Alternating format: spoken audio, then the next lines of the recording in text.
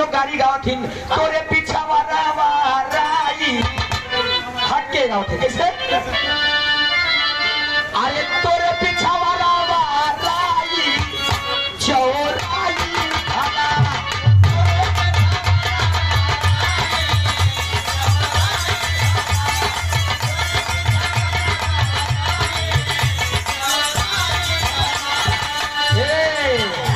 चौराई खोटन गई राजेश कई बाई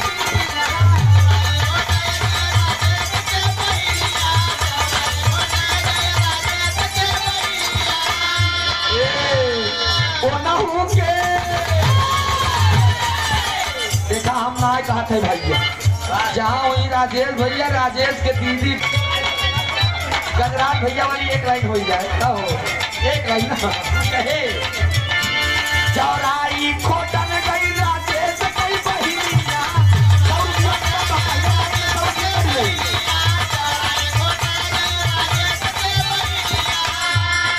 ओनहु के अरे ओनहु के घुट गई पुनाई चौराई भरा ओनहु के करी गई पुनाई चौराई भरा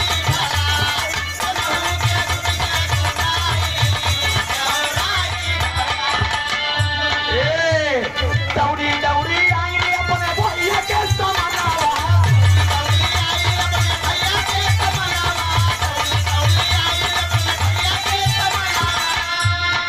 रोका रोका ए भैया कहाँ गए कहाँ बा दौड़ी दौड़ी आई अपने भैया के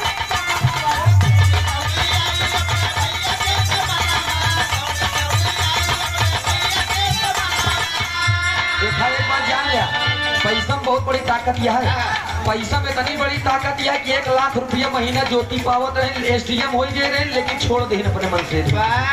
छोड़ देना प्यार के चक्कर में और पैसा में इतनी बड़ी ताकत होता है देखा नताशा छोड़ देंगे का हार्दिक पांड्या के रोज है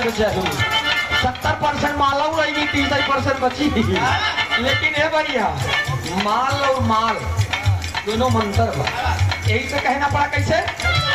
पैसा उधर से आएगा कि करे राजेश भाई तरफ से यही से कहना फलटक बा अरे दौड़ी दौड़ी गाड़ी में गजा राज के समानावा ए भैया दौड़ी दौड़ी गाड़ी में गजा राज के समानावा ए भैया बहुत खजुआत बा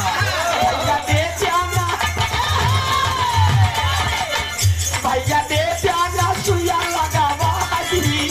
कहोलाई भला भैया दे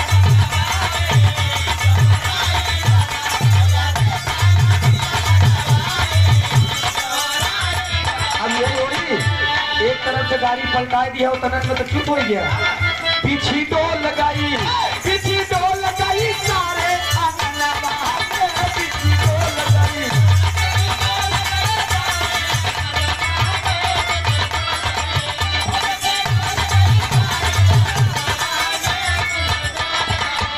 उनके दीदी के मारे से आगे पीछे आए दाएं ऊपर नीचे उनके बहिनी के मारे समानावा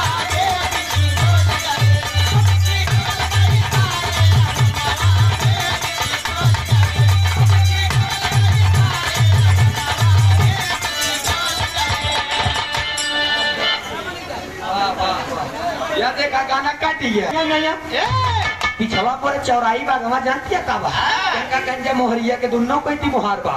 कान मोरे लगा बराबा पुराई मोरे लगा बराबा पुराई हम घुसाई कहां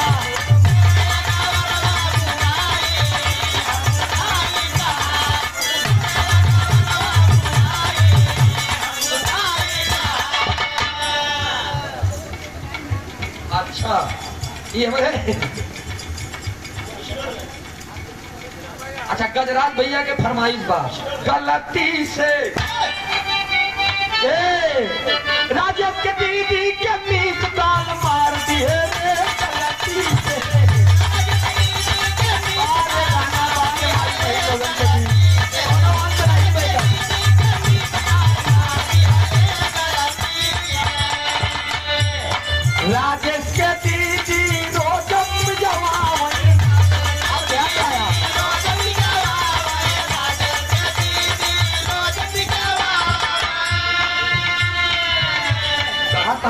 सुध है खाली राजेश ही पीछे पड़ी है, समर बहादुर को न ले जाता। अच्छा काम जवाब हुआ है, देखा आप सब गलत चीज समझा। भला सखियन से गोड़ और हाथ,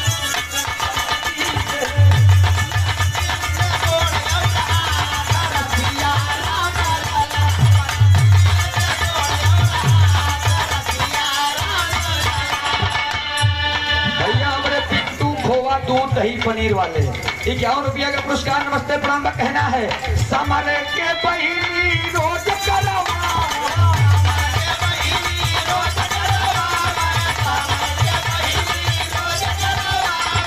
आप लोग गलत चीज सोचे, का करवा अपने सखियन से सोरहू सिंगार रखिया।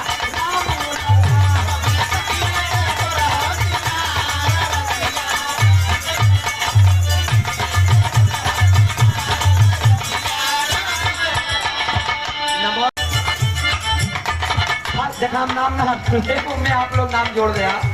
फलाने के बहिनी रोज एक मिनट, सबके तो कवि होती, सबके लेखक होते, लेकिन हमारे माई बहन लोगन के न तो कोनो कवि होता न कोनो लेखक होता। आप लोग देखे हो गया